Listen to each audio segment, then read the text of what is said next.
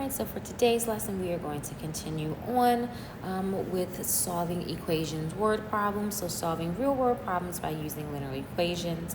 The learning target for this lesson is I can solve practical problems that require the solution of a multi-step linear equation. So this is just extending on from yesterday's lesson. So the first thing we're going to look at is that second question from the exit ticket from lesson 16's lesson. All right, so the question says, at the school store, the price of a pen is 85 cents greater than the price of a pencil. The price of 2 pens is 40 cents more than the price of 4 pencils. Write an equation and solve it to determine the price of a pen in dollars. So the first thing that we're going to look at is breaking apart these pieces. So I see that it says that the price of a pen is 85 cents greater than the price of a pencil. So first, let's go ahead and define our variable. What are we looking for? So we're going to let X represent the price of a pencil.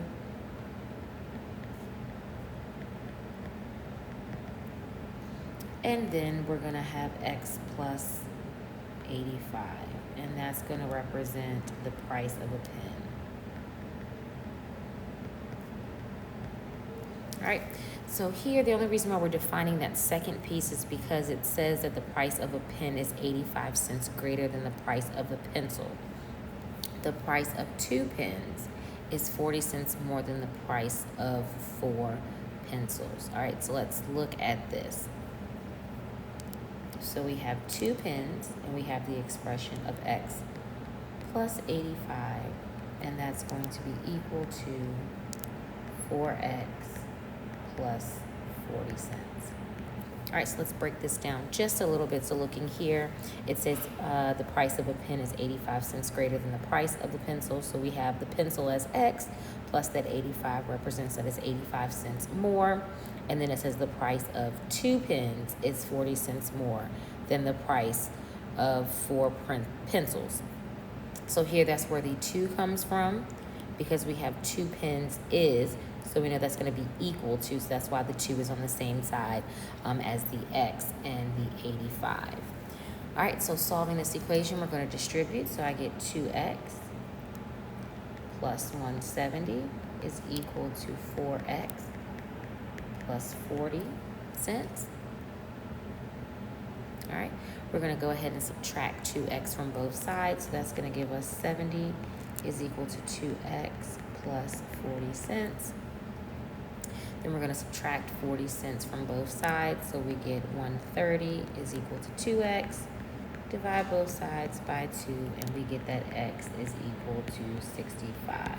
All right, so it's asking me the price of a pen in dollars. Remember, the X represents the price of a pencil.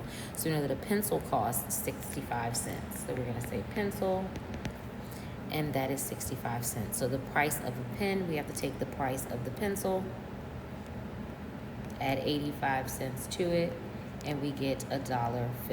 So to answer the question, the cost of a pen is $1.50. All right, so for the sake of time, we're going to skip over that first one, and we're just going to do example 2 together. So it says the perimeter of a rectangle is 42 centimeters. The length of the rectangle is 3 centimeters less than twice the width. What is the area of the rectangle? So just like any word problem, we're looking for the area of the rectangle, and we need to look at what information we need. So we know that the perimeter of a rectangle is 42 centimeters. So let's just go back really fast and think about. So perimeter, the formula for perimeter of a rectangle is 2 times the length plus 2 times the width. All right, so we know that our perimeter is 42 centimeters. All right, and it wants us to find the area. So the first thing we're going to do is define our variable. So X is going to equal the width. All right, so from here, we know that the perimeter is equal to 42 centimeters, and that the length, so our L, so our length is of the rectangle is 3 centimeters less than twice the width. So we know we have 2X minus 3, because that's going to represent our width. All right, so if we plug everything in, we're going to have our 2 times our length. So we have this expression of 2X minus 3 to represent our length. And then we know that our width is x, so we have 2x.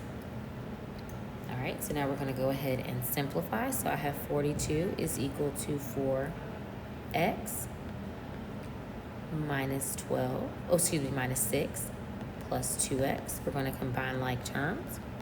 So we have 4 plus 2, which is 6x minus 6. We're going to add 6 to both sides. So 48 is equal to 6x. We're going to divide both sides by 6. So 48 divided by 6 and 6x divided by 6, which gives me 8. So this tells me that my width is 8.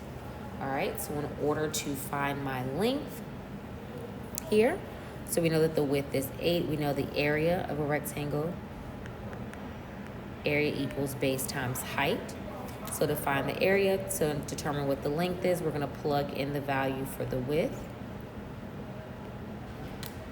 All right, so we know that 2 times 8 is 16. Minus 3 gives us 13, so we know that our length is 13. So we're going to multiply 8 times 13 to get an area of 104. All right, so that was a few steps there. So once we found out what our width was, which was 8, we then had to plug it into our expression for our length, which gave us a length of 13. So we know length times width. So area is also length times width, or base times height. So we have 13 times 8, which gives us 104. All right. So now I want you to take a few seconds, or not a few seconds, a few minutes, and work with your elbow partner. And I want you to see if you can try these exercises on your own. All right, so it says Zane purchases a refrigerator on a payment plan where he pays some money when he first gets the refrigerator and then makes monthly payments until he pays off the refrigerator. Under option 1, Zane pays $75 initially and then pays $25 per month. Under option 2, he pays $100 initially and then pays $20 per month. If he chooses option 1, Zane will pay off the refrigerator in 2 months, or 2 months earlier than if he selects option 2. All right, so the first thing here, what are we looking at? We're looking at the 2 options. All right, so the first thing we're going to do is define our variable. So we're going to let x equal the number of months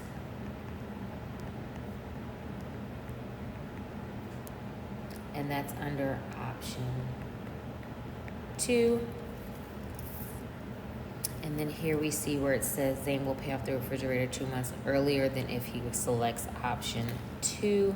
So then we have the expression x plus 2 to represent option 2.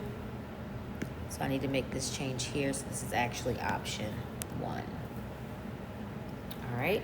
So now let's look at what the expressions are going to look like. So for option 1, it says he pays $75 initially and then $25 per month.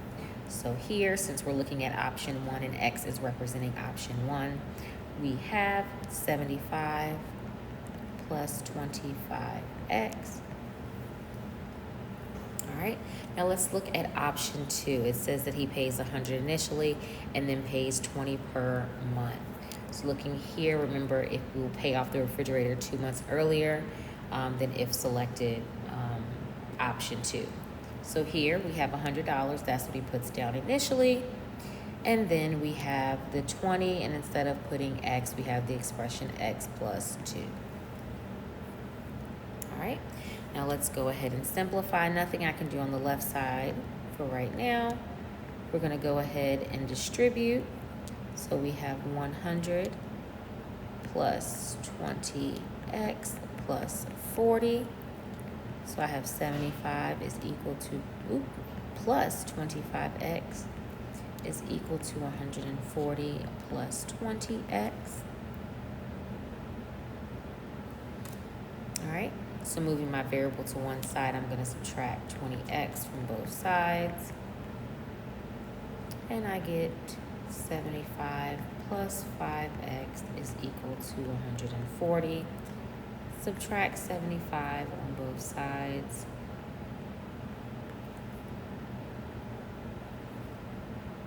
And I get 5x is equal to 65. Divide both sides by 5. Divide both sides by 5.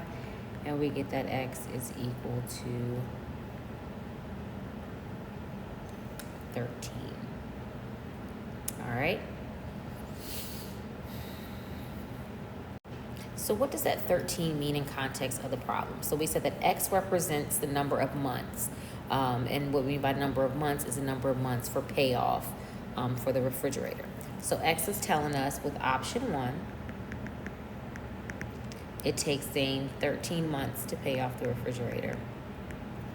With option 2, it's going to take Zane 15 months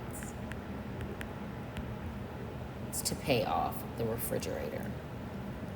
All right, now let's look at the third exercise, which will be exercise 3 in your book. All right, it says Ayla travels from Springfield to Franklin, a distance of 555 miles. For the first part of the trip, Ayla rides the bus, which travels an average rate of 50 miles per hour. For the rest of the trip, she rides the train, which travels an average of 60 miles per hour. The total trip takes 10 hours. How many miles does Ayla travel on the bus? All right, so let x represent the number of hours on the bus.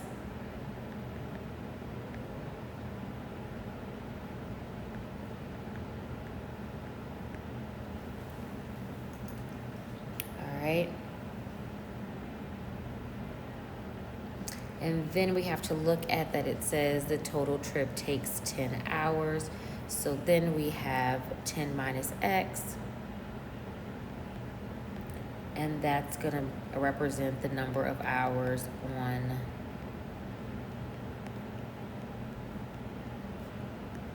the train. All right, so let's start setting up our equation. So it says that she rides the bus for the first part of her trip, and it travels an average rate of 50 miles per hour. All right, then she rides the train, which travels 60 miles per hour, and the total trip takes her 10 hours. All right, so we know 50 miles per hour, so that's going to be 50 x to represent the number of hours on the bus.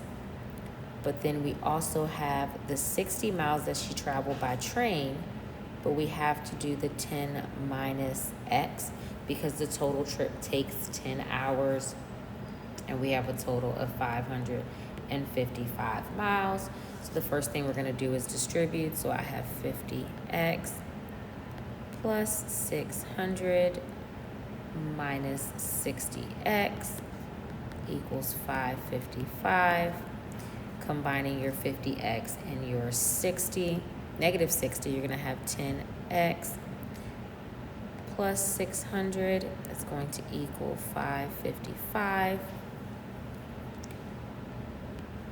Subtract 600 from both sides. And again, I'm running out of space, so I'm going to arrow over this way. So I get negative 10x is equal to negative 45. So we're going to divide both sides by negative 10. And we have x is equal to 4.5. So now we have to look at it in context of the problem. What did x represent? The number of hours on the bus. So she traveled on the bus for 4.5 hours. All right, now it's time for you to summarize what you've learned from the lesson today.